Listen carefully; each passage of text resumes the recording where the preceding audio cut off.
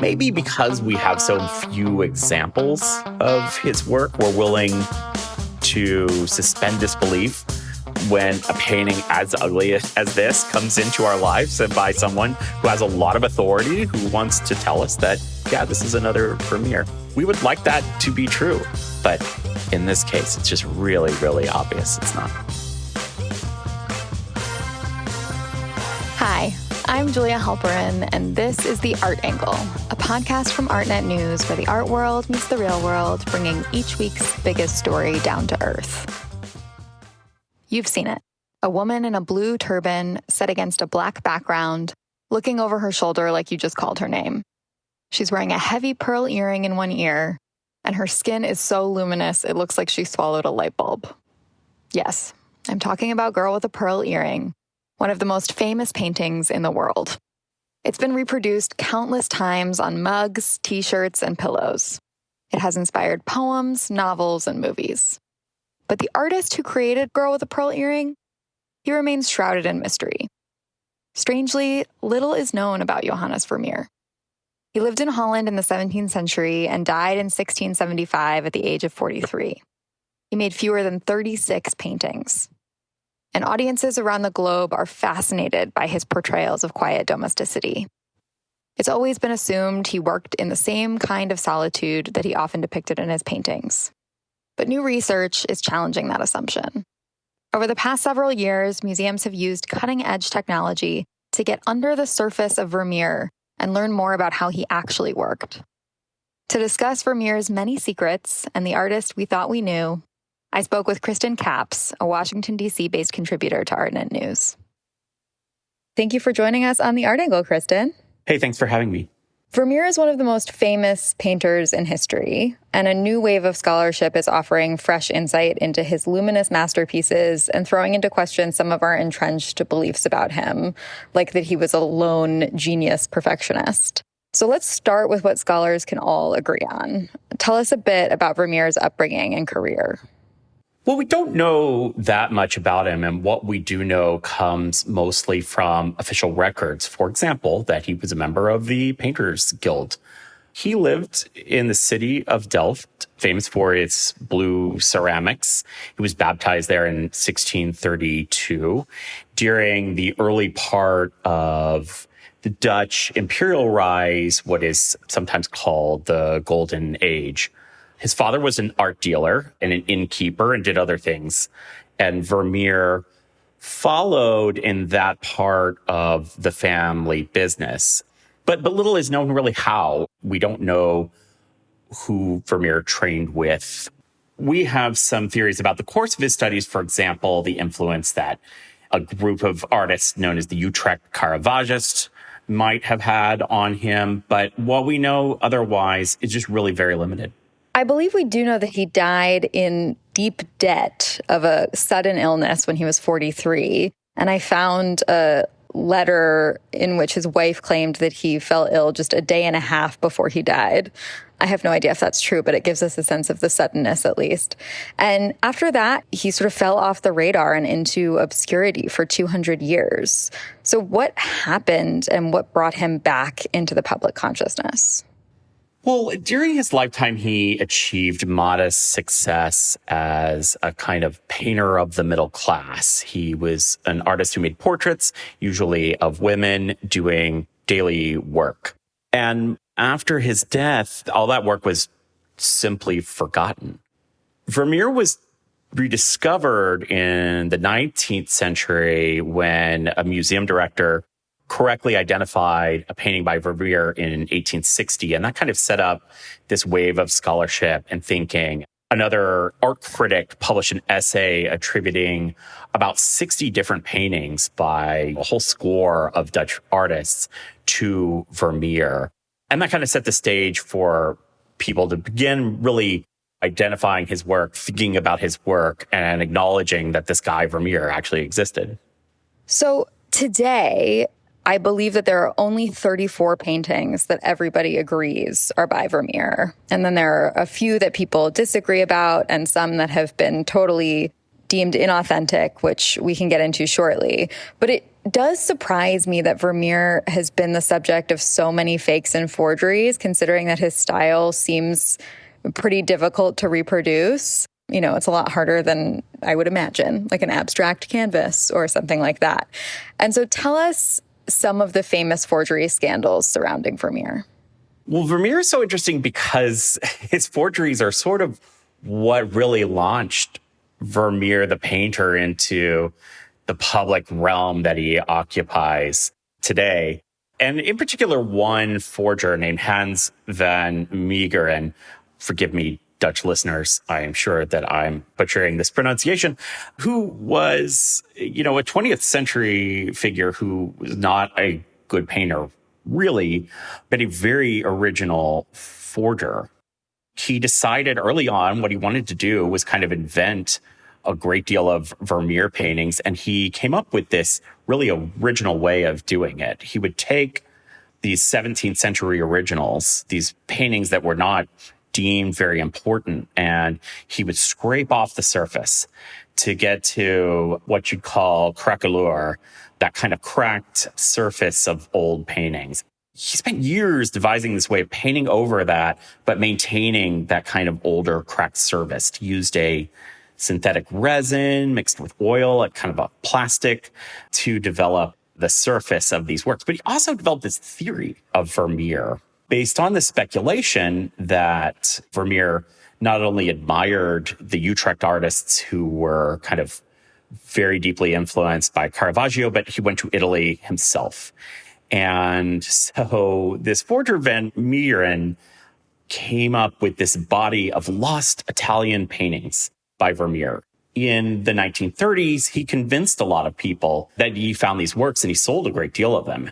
In the 30s, he convinced an art historian and museum director in The Hague named Abraham Bredius that he had not just an original Vermeer painting, but like the most important Vermeer painting of all, a painting of Christ and his disciples, which would have been kind of out of character from what we know of Vermeer's work. But with the imprimatur of this really important art historian, he was able to sell a lot of people on this work. Now, he made a mistake in the 30s when he sold to Hermann Göring, the Nazi field marshal, because after the end of the war, Meegeren was arrested by the Allied Art Office for allowing Nazis to loot European art. He was a collaborator. And the sentence of this was extremely serious. The charges included penalty of death for collaboration. So this was a huge problem for Van Meegeren because in doing this illegal work of forging Vermeer, there was no one who could corroborate his story. No one who could say, no, actually, all these Vermeers that I've been selling, that have convinced the world are true, are in fact fake. So in 1947, there is this sensational trial where Van Meegeren is ordered to recreate a Vermeer painting using his unique proprietary techniques. And he does this, and there are these incredible paintings, this like giant table laid out with all these materials where he's using to make this fake Vermeer. And he succeeds, he is sentenced, but just to a single year for forgery. This story is really important because not only does it really elevate this understanding about Vermeer, but part of the reckoning over this ordeal involves, a lot of art historians and critics and curators kind of looking in the mirror and deciding that they need to develop some more objective techniques and bring scientific methods to the work of provenance and authentication. Wow. So just to make sure I understand, to backtrack, Van Meegeren flipped from trying to convince everyone that the works he was hawking were by Vermeer to now trying to say, no, they aren't by Vermeer. In fact, they're fakes, so that he got in less trouble for selling them to a Nazi. That's right. He was up against Allied authorities and had the choice of admitting that he was a faker or being sentenced to death. And, I think he made the smart choice there, but it was a really difficult acquittal process. Wow. So right now, there are two major Vermeer exhibitions in the news. One that's on view at the National Gallery of Art in Washington, D.C., and one that opens at the Rijksmuseum in Amsterdam in February. And both are shedding new light on the artist and challenging what we thought we knew about him. So let's start with the one at the National Gallery, which I know that you visited. What is the concept of the show? So the National Gallery show about the secrets of Vermeer is a kind of technical presentation by curators and conservators. There are 7 people involved at the National Gallery, including John Delaney, who is a senior imaging scientist for the museum, and Marjorie Wiseman, who is the curator and head of the Department of Northern European Paintings. And their concept is a presentation. They're showing their findings that one of the Vermeer paintings in their collection is likely not actually a painting by Vermeer at all, but rather someone who worked closely with him. This could be a family member. This might be a student. It's hard to say, but what they're saying is that they have decided that this is not a Vermeer painting, and they are attributing it now to the school of Vermeer. And the National Gallery said that this research was only possible because the building was closed for so long in 2020. Why is that? This was an amazing detail to me. It's because the National Gallery literally cannot take these paintings off the wall. I mean that in that they are so popular, and people come to this museum from, everywhere to see these paintings. So you cannot remove them to do the kind of conservation study that they had in mind. It was just simply unthinkable to take them down. I just love the idea that there's like this army of tourists and Vermeer devotees who will not let the museum study these paintings during regular hours because they need to see them. Like, I just love that anyone would care that much. It was incredible. Even when the study was done and the paintings were back on the wall in the Dutch galleries, in between that period and the single week or so when they were moved to this special exhibition, people were angry and complaining to the museum that they can't see the Vermeers. So conservators used 2 different high-tech methods to examine Vermeer's paintings for this show. And I'm going to ask you what they are, but I'm also going to ask you to explain them to me as if I am in middle school. Okay, and here I'm going to apologize to the scientists, just like with the Dutch, because I'm sure I'm going to mangle some of these terms as well. One of them is X-ray fluorescence imaging spectroscopy, which is a way of mapping the distribution of elements like copper within the surface of the painting. Using this material, they can actually just see where Vermeer used certain pigments based on the spectral imaging that they can do of the elements within those pigments.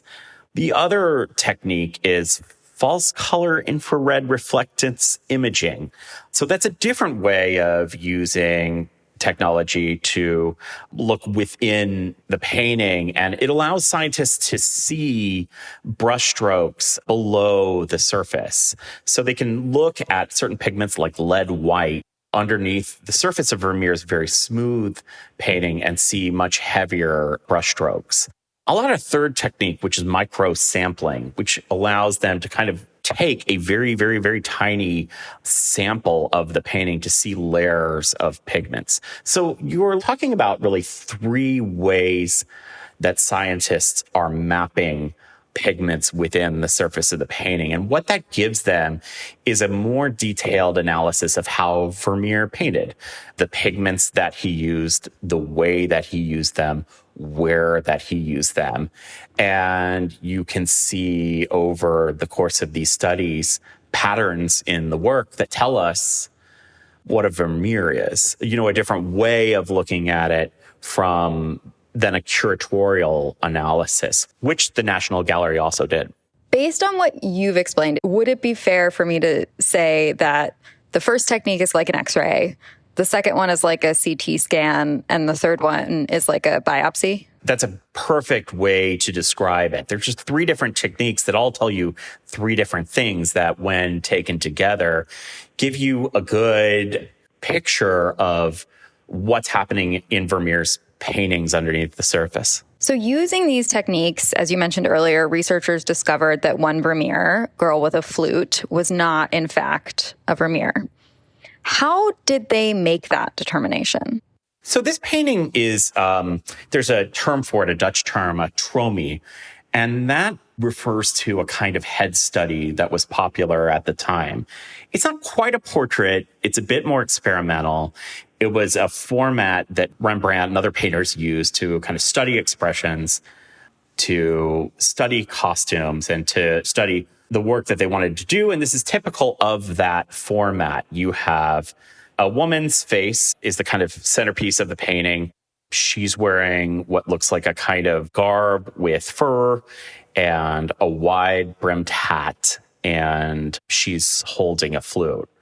So what this researchers found when they looked at this painting really was that it just wasn't made the way that Vermeer made his paintings. Instead of a sketchier underpainting with a heavy brushstroke, followed by this really smooth, glowing surface that Vermeer is known for, this painter did it kind of the opposite way. Now, with the materials and methods that this painter used, they can tell that he knew what Vermeer was doing. He or she worked closely with Vermeer, but just some of the techniques are kind of wrong. I mean, for example, when you look really, really, really close at the surface of Vermeer, he uses these dots, these perfect circles to show the reflection of light glancing off a surface. And he will like pick a pigment from nearby to use for this glint of light. And in Girl with a Flute, there is that kind of glint of light in her teeth, but it's green and it doesn't look right. Once you have this kind of analysis in front of you and you look at this painting, you think, yeah, actually this doesn't really look right. My question is always like, is it by that person on a bad day or is it just not by that person at all? And I guess that's why you need more sophisticated techniques to suss that out. Yeah, and for decades, I think curators have been looking for evidence to suggest that it could have been someone else, or that it was a bad day, or that he had those. But the National Gallery is saying, no, it wasn't him.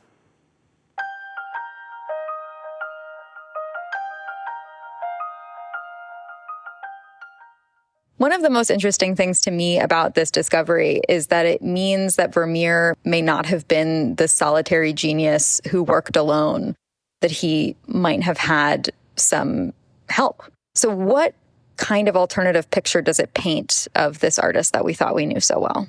You know, what's fascinating is that it doesn't give us an explanation. It opens a lot more questions than it resolves. It might have been a cousin, a family member who was visiting for, I don't know, a few weeks, a few months, who worked closely with Vermeer in his studio. You know, it might have been a disciple who was learning Vermeer's methods. For an artist who only produced what we know to be around 3 dozen paintings, it seems a little unlikely that he would have an entire school the way that other major painters at the time did. He was still a very modest painter, but this could be evidence of some enterprise there.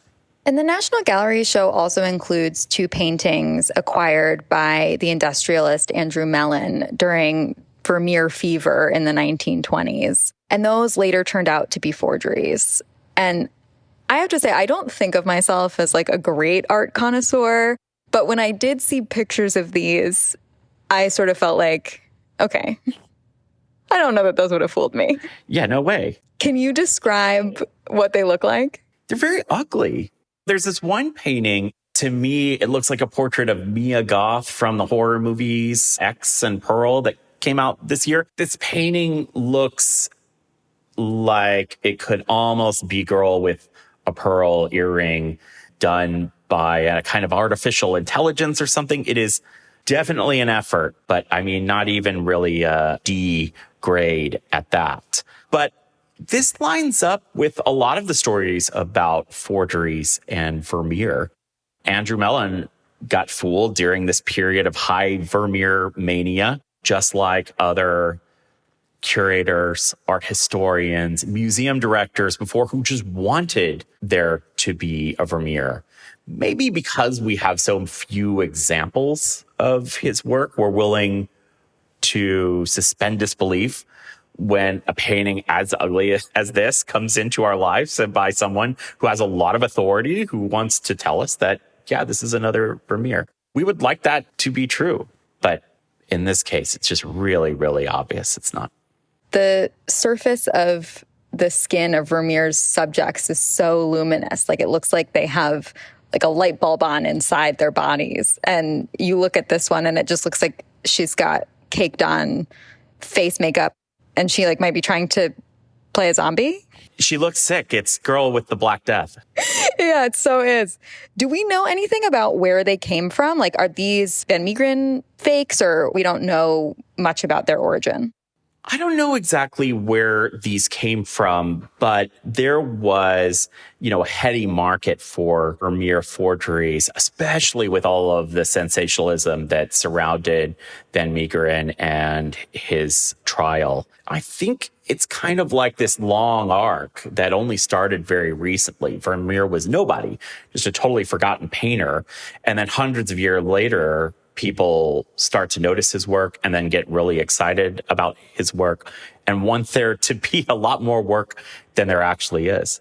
So let's shift gears to the Rijksmuseum exhibition, which is going to be the largest collection of Vermeers ever assembled, 26 out of the 34 accepted Vermeers. And the Rijksmuseum also plans to include Girl with a Flute in its exhibition and to present it as a genuine Vermeer. So how did the museum announce that decision, and why is it significant? Well, I don't know about you, but it kind of reads to me like a smackdown. I mean, in the very polite museum director sense, but the director of the Rijksmuseum says that attribution is not hard science and, quote, we differ in view from the National Gallery, which suggests that they're going to do it and they're not really supplying an explanation for why they think the National Gallery is wrong, but they want that painting in and it's going in. How is it labeled at the National Gallery now? It is now labeled as School of Vermeer, and that's how the National Gallery is planning to label it for the future.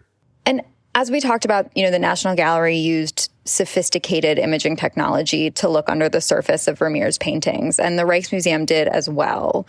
And the experts there determined that Vermeer may have not been the painstaking perfectionist that we all thought.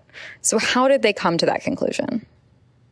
Using both the X-ray and infrared technology, they can see that he painted over things. He started over, that he worked with a really, really heavy brushstroke to just kind of lay down fields of paint in a pretty sloppy way relative to the surface of the canvas that he's applying.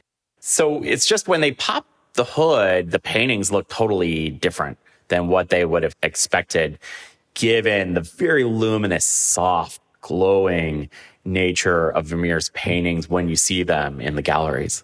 Yeah, it's hard for me to imagine him at any stage working with this brash, big brushstroke, kind of slicing the canvas into zones. Like, I can only imagine him with some kind of monocle and a tiny, tiny paintbrush based on what they look like in the end.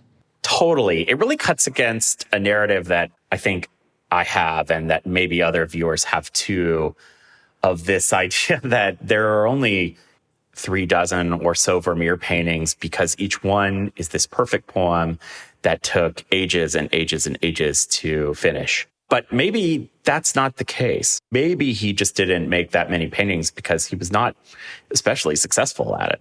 And I also like what it says about how you can create in a way that may have no relation to what you end up creating. Even as writers, there's an impulse to start from the first line and make it good all the way through, even though that's basically impossible. You have to start with a bad draft and move stuff around and course correct and make it bad before you can make it good. And so I sort of like that Vermeer is just like us. Yeah, I mean, in a way, this is very embarrassing. These scientists have found Vermeer's drafts and they're opening that folder to the world, and it looks just as sloppy as all of our work. And that stinks for him.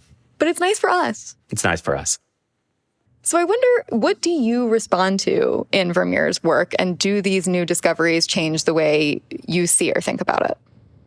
Well, for a completely different work trip, I had the opportunity to go to the Netherlands after this exhibition opened at the National Gallery and see the amazing works at the Rijksmuseum. And I don't know the answer totally. I don't know how I would have reacted to those paintings if I had not seen the drafts that we're just discussing. I don't know if I feel differently, but I still love things about Vermeer. I mean, it's amazing to have this kind of incredible glow given to these totally identifiable middle-class scenes.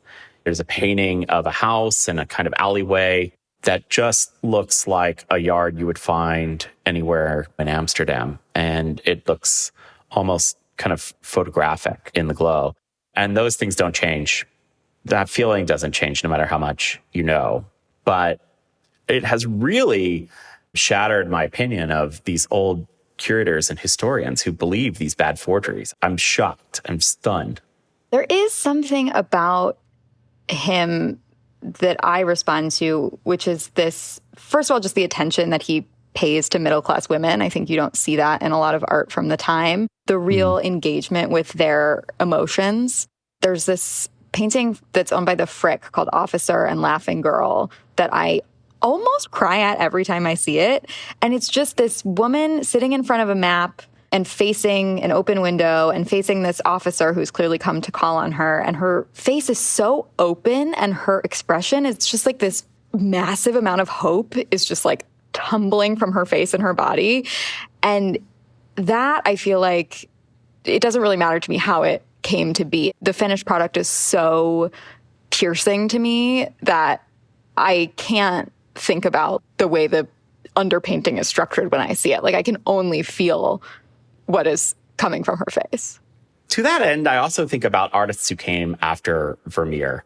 There's a painting at the Brooklyn Museum I really love by Thomas Dewing, like a 1912 painting called Lady in Gold. And it is this really glowing figure of a very aristocratic woman painted tonally kind of in the style maybe of James Whistler. And I know that Dewing spent a lot of time chasing Vermeer over his career. A lot of the work he did was trying to replicate that same level of introspection about a different class of women, highly rich, Gilded Age women, but to achieve that same effect, to kind of penetrate through that wealth and that society and find a real human figure underneath it. And I wonder about the frustration that he must have felt, that other artists must have felt chasing Vermeer.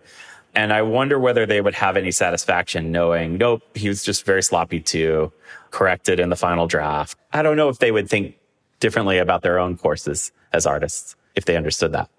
And, you know, there aren't that many artists that anyone on the street would know if you pulled them over on the side of the street. And Vermeer is one of them. And I wonder, why do you think we are all so fascinated by him and his work, considering especially there are just so few artworks for us to look at? It's not like he has a big body of work. You would think it would have come down a bit after a massive Nazi trial. Like, you would think that would be the high watermark of Vermeer craze, with actual life and death on the line, history and loot and provenance. But no, it only seems to have gotten more heightened, and it makes you start to think that there might be something to the paintings themselves, that it's not just this social craze, it's not a new technology, it's not a social media, but maybe, possibly, it is just something about Vermeer and his work that we really respond to.